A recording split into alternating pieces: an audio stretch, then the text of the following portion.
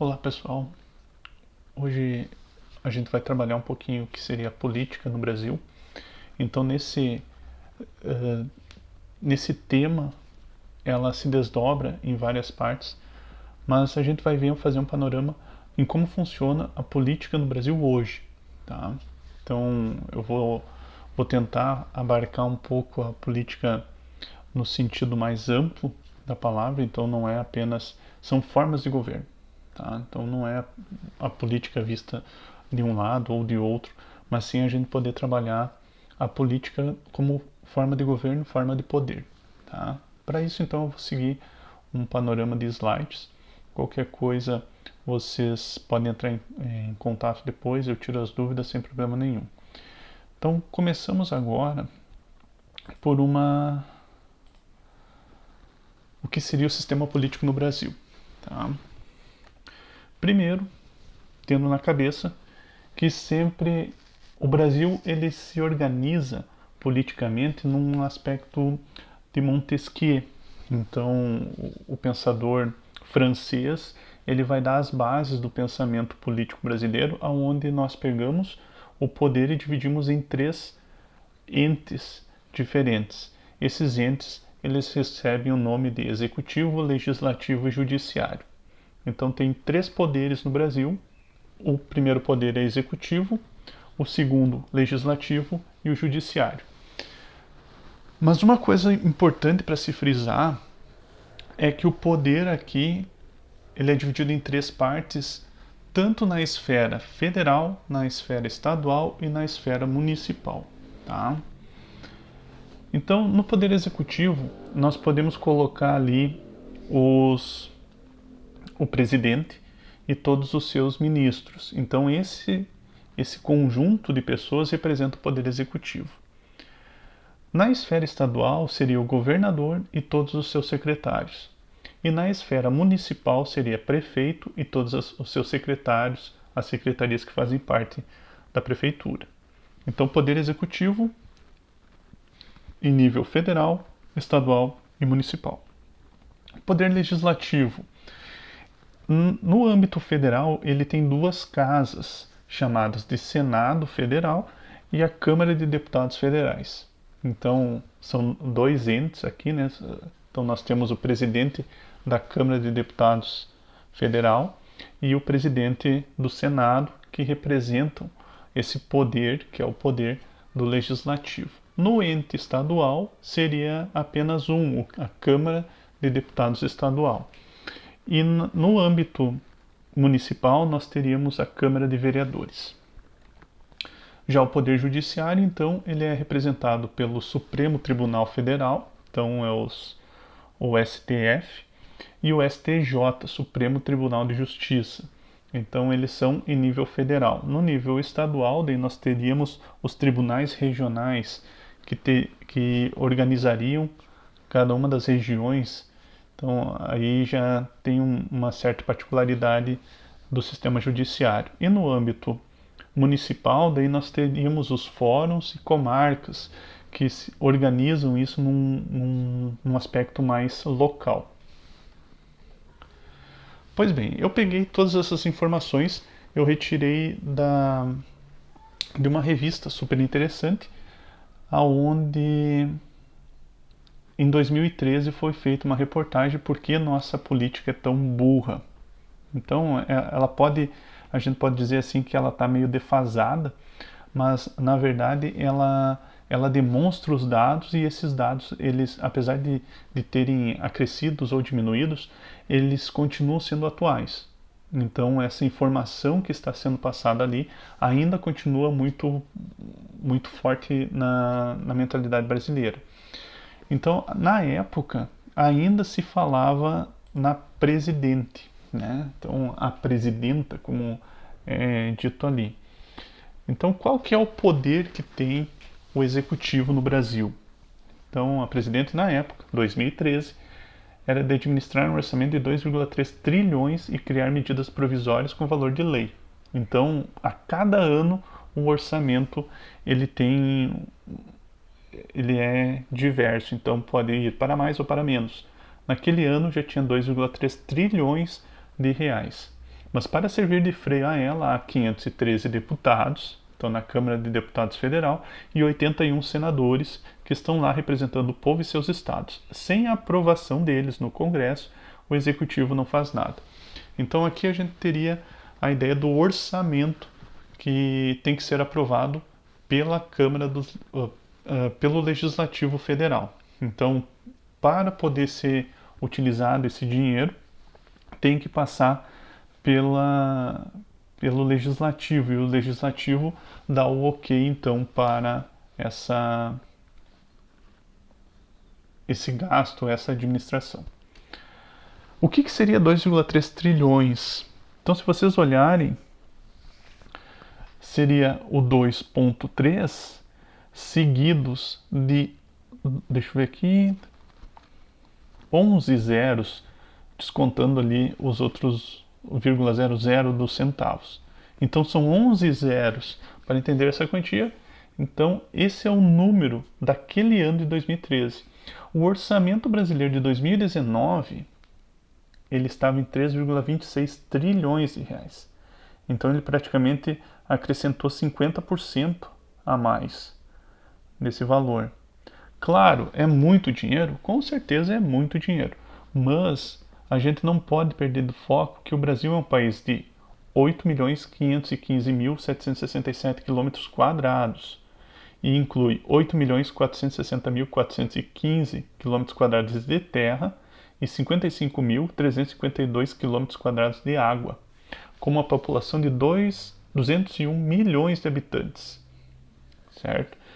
Então, o que é mais interessante, em 2018, na época da eleição, foi aprovado no orçamento daquele ano o gasto de 1,716 bilhões para o financiamento de campanha de todos os candidatos. Então foi disponibilizado esse dinheiro para os partidos políticos. Então vejam bem, 1,716 bilhões de reais para apenas financiamento daquela eleição.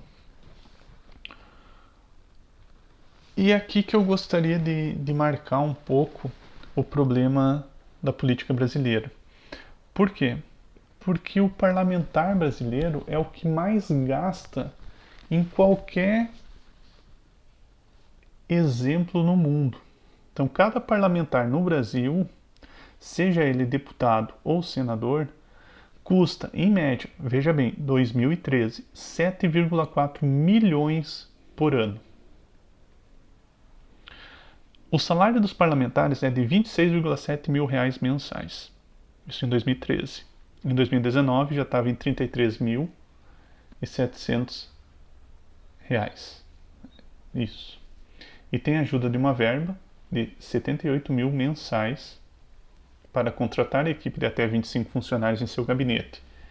E para cobrir gastos com combustível, avião, telefone e divulgação de suas atividades ao cotão, que chamam uma ajuda de 21 a 44 mil reais mensais. Somando tudo, nós temos o segundo parlamentar mais caro do mundo depois do americano. Então, se vocês imaginarem que cada parlamentar brasileiro recebe em torno de 250, quase 300 mil reais por mês, a gente começa a ter uma ideia de como essa conta da política ela é muito superfaturada. E isso não importa se é como é que eu posso dizer, se é um político de esquerda ou um político de direita. Isso já está meio que contemplado. Qualquer um de nós pode ir até o portal Transparência do governo federal e saber o salário de cada um dos parlamentares e quanto que eles gastam. Então isso pode acontecer. Para vocês terem uma ideia de como funciona o sistema brasileiro, nós temos um presidente, então hoje representado pelo nosso atual presidente Bolsonaro, dois presidentes do Legislativo, me perdoem, agora teve a eleição e me fugiu o nome dos dois, mas seriam o presidente da Câmara de Deputados e o presidente do Senado. 27 governadores, sendo 26 dos governos e mais um Distrito Federal, 81 senadores, 513 deputados federais, 1.059 deputados estaduais, a totalidade, tá? 5.570 prefeitos, 59.591 vereadores e 136 mil cargos comissionados. Então esse é o grupo de pessoas que a gente poderia colocar como pessoas à parte da população brasileira. Então são eles que podem organizar seu próprio salário. Então, se vocês olharem bem, os deputados são eles que aprovam um aumento de salário deles mesmos. Os deputados estaduais, mesma coisa. Os vereadores, mesma coisa. Então, todos eles podem definir qual é o salário deles. Para vocês terem uma ideia, então, o que seria, que se discute muito na reforma tributária, então a divisão da porcentagem de quanto que cada ente federado fica no Brasil seria mais ou menos essa. Então, no Brasil, todo o bolo de dinheiro que é recolhido de impostos, eles são divididos. E esses impostos, então, fica uma parte para cada ente do governo. Quando eu falo governo aqui, estou falando do poder como um todo. Então, nós teríamos aqui o governo federal ficando com 70% de todos os impostos que são recebidos. 70% vai para o poder federal. 25,5% fica para os governos estaduais e 4,5% para os governos municipais. Pois bem, agora a gente pode dividir um pouco mais nesse sentido. O governo federal fica com 70%, ok. 25,5% vai para os governos estaduais, só que esses 25,5% são divididos entre os 27 estados da União. Então, vocês pegam, é 25,5 dividido por 27. Esses 4,5% são divididos entre os 5.700 municípios que existem no Brasil. Então, cada ente no Brasil recebe essa parcela dos impostos recolhidos no Brasil. Parece muito pouco, mas esse muito pouco é aquilo que dá suporte muitas vezes para construir. No governo municipal, vamos pegar assim 4,5% de todo o dinheiro recolhido, dividido pelos 5.700 prefeituras, municípios que nós temos no Brasil, dividem isso. Com esse dinheiro é feito a criação de postos de saúde, o pagamento dos funcionários, as escolas que são construídas em nível municipal. Os 25,5% é dividido entre todos os estados, então vai dar em torno de 1,2% desse valor para cada um dos estados, e com esse dinheiro é feito as rodovias estaduais, hospitais, criação de hospitais, criação de serviços públicos estaduais, escolas de ensino médio e algumas outras coisas em nível estadual.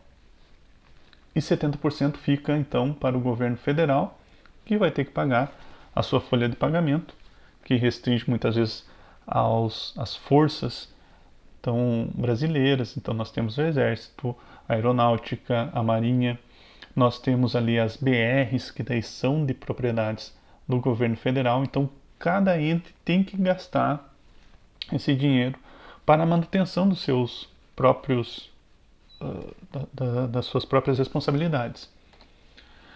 Só que vamos voltar lá para os parlamentares. Então, no Congresso, isso em 2013, 92 deputados e 30 senadores são parentes de políticos tradicionais.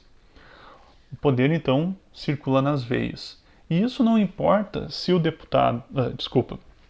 se o político é de sangue azul, como se coloca ali, que a gente poderia associar por uma veia de direita, ou vermelho, que vai para uma linha de esquerda. Então, naquela época,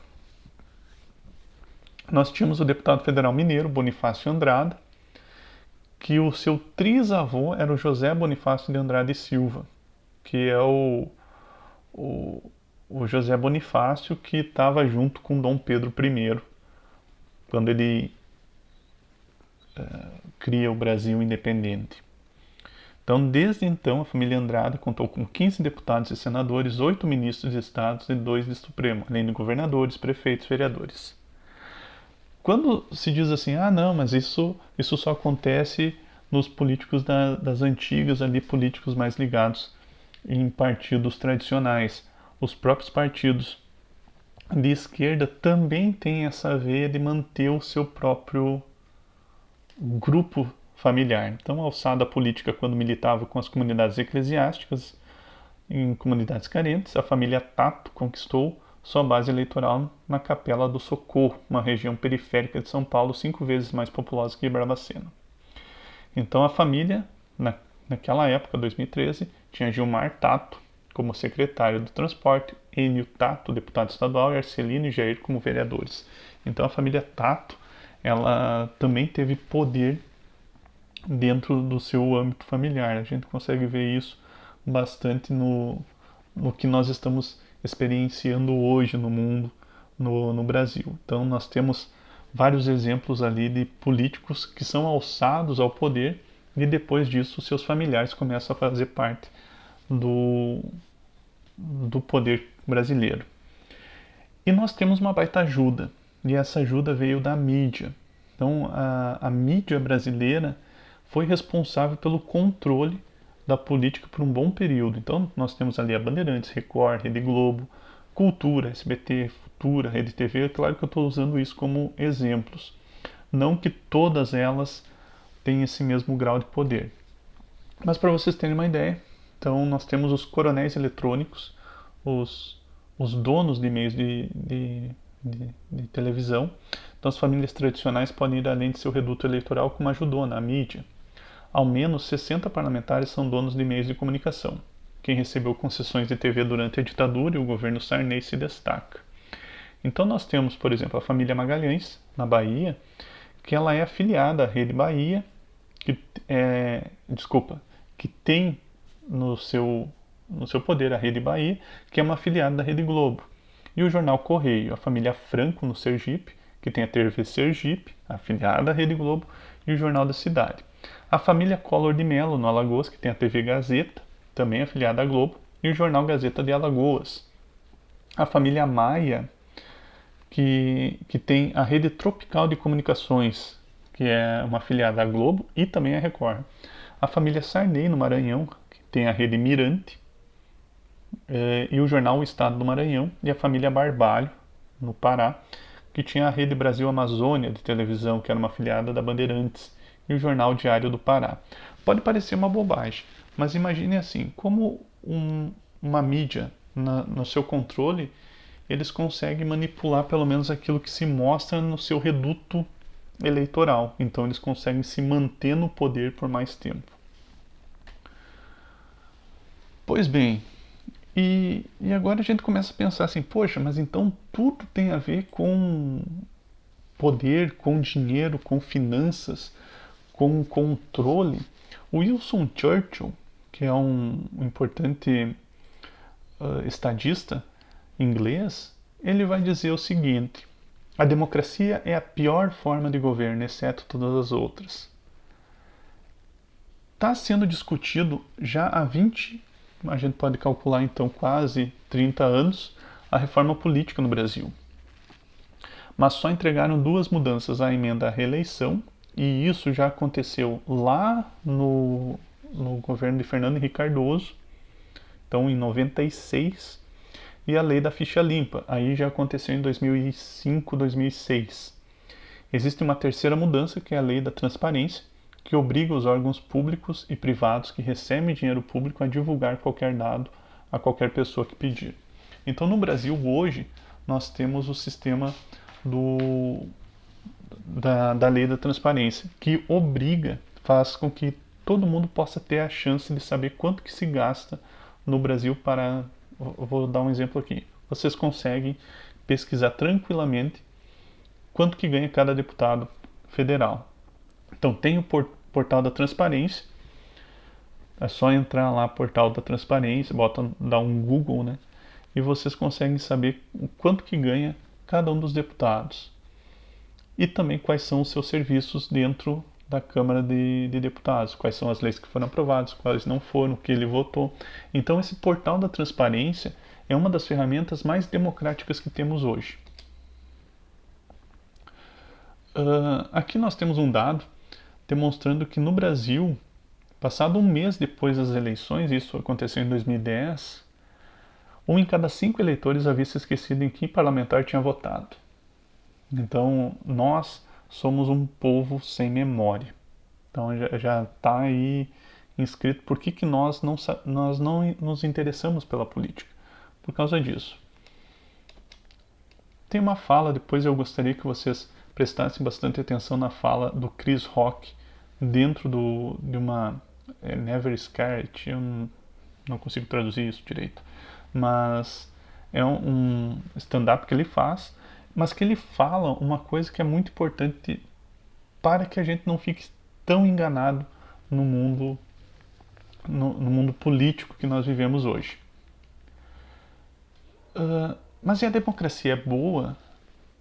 A questão aqui não é se a democracia é boa ou ruim, mas sim como nós, enquanto povo, nós estamos acomodados nessa democracia. Enquanto estamos imersos em divertimento, esquecemos dos nossos representantes políticos. Eles estão lá fazendo o que eles querem, afinal eles têm liberdade para isso. Então a soma incrível de dinheiro que eles têm em mãos, eles fazem o que quiserem. E nós lavamos nossas consciências com futebol, os temas das novelas, o Big Brother, quem saiu, quem não saiu, quem tem tantos seguidores, quem não tem.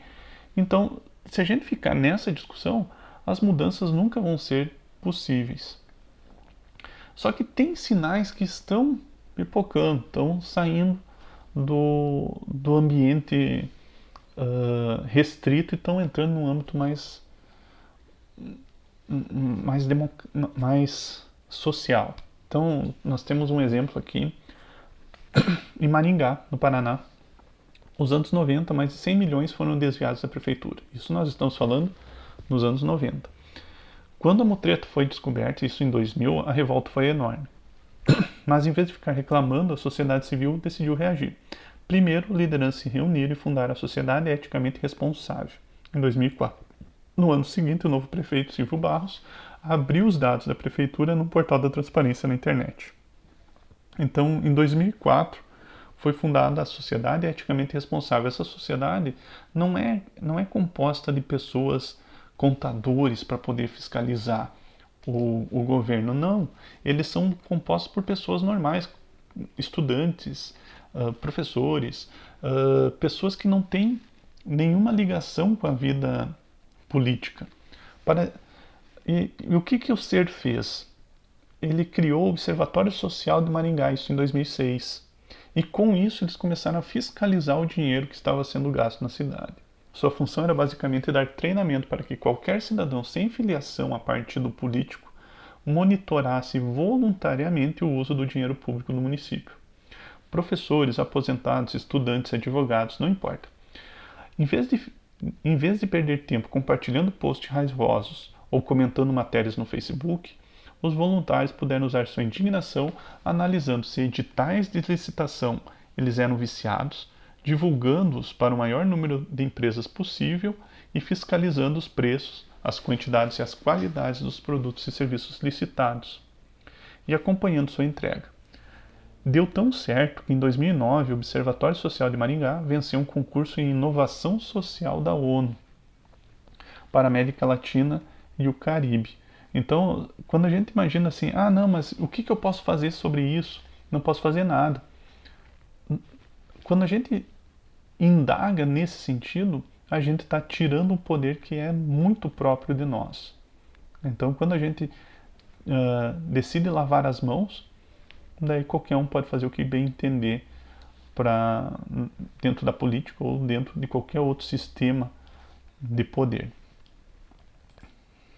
Então esse é um bom exemplo de como a gente não precisa ficar apenas restrito a um determinado, vou ter que esperar um determinado setor para fiscalizar. Não. O poder da democracia está no povo e devemos ter em mente que fazemos parte deste povo. Nós somos a parte mais importante do povo. Não somos desvencilhados das escolhas deles. Então, mas eu não votei no candidato X. Mas eu não votei no cara que ganhou agora. Mas eu posso e devo cobrar que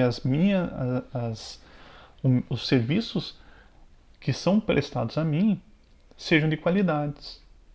Então, nossa capacidade de não escolher pode dar o poder de escolha àqueles que não queremos. Então, não votei nesse cara, lavo minhas mãos. Não, eu tenho o dever de cobrar bons serviços para a população. Esse é o sentido da democracia. Uma coisa interessante, que é bom a gente deixar claro, então o Brasil tem 35 partidos políticos que são divididos em esquerda, centro e direita. Eles devem cumprir certos requisitos para a sua existência, que são. Então tem algumas regras de como deve ser criado um partido político hoje. 101 assinaturas de fundadores, no mínimo em 9 estados, registrar a legenda no Tribunal Superior Eleitoral e um apoio formal de 0,5% de votos dados na última eleição a toda a Câmara, sem brancos e nulos. Vamos imaginar, o que seria 0,5% de votos? Se no Brasil nós temos 201 milhões de habitantes, a gente pode deduzir que, vou imaginar assim, 150 milhões são pessoas com título de eleitor. Tá? Desses 150 milhões, ou vou fazer assim, 100 milhões, tá? Para arredondar, para ficar mais fácil a conta. Então, 100 milhões de habitantes. Para a gente poder criar um partido, a gente precisaria de 500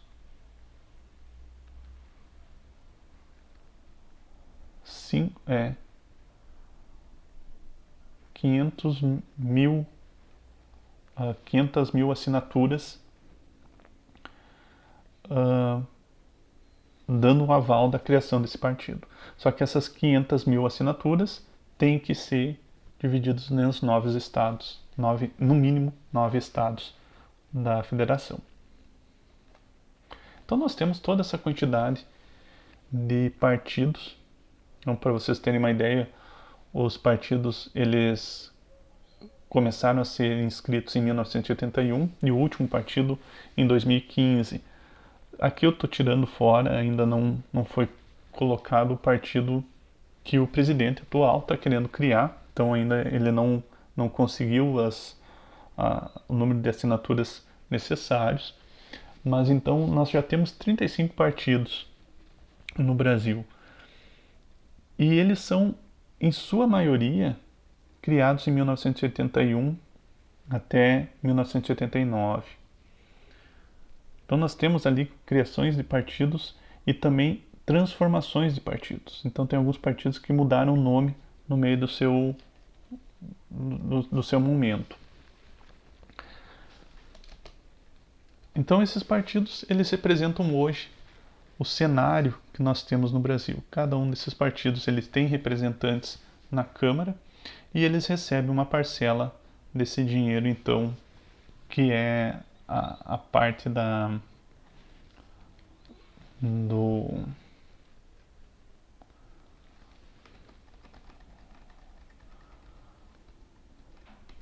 deixa eu pegar aqui de novo, financiamento de campanha.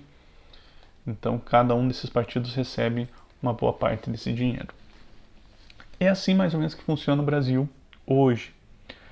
Ele pode ter críticas, sim, mas ele está tentando ser democrático. Só que para ser democrático, ele tem que ter o apoio da população. Então essa população hoje que fica lavando suas mãos para as escolhas públicas, muitas vezes elas estão fazendo algo antidemocrático. Então, qualquer